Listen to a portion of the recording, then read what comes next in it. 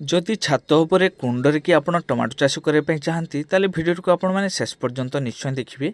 देखो केते सुंदर फल धरुची। पेंथा गुड़िक देखिले मन खुशी हो जाउची।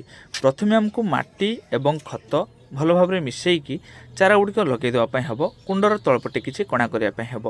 अल्प अल्प परिमाण में पानी देवाई हम। पानी अधिक हेले या मूल पचिजार संभावना थाए, तेणु करिकी अल्प अल्प पानी देवाई हम। देखिए किछि दिन भितर टमाटो चारा खूब शीघ्र ग्रो करिवो। टमाटो गच खूब शीघ्र बड़ होता है। आउ किछि दिन गला परे देखंतु गछरे फूल आसिबा आरंभ होलानी। गछ गुड़िक बहुत बड़ हो जाइछि। या भितर गछ मूल आउ थरे खाद्य देवा पई हबो। आपण पुराना खत किंबा कंपोस्ट रासायनिक सार हिसाब रे एनपीके 10-26-26 टिके खाली ता सहित एग्रोमिन गोल्ड जदि मिसई परिबे बहुत भल। फूल आसले एमती टिके हाथ रे सेक कले पॉलिनेशन हो जाए एवं खूब सुंदर फल धर थाए।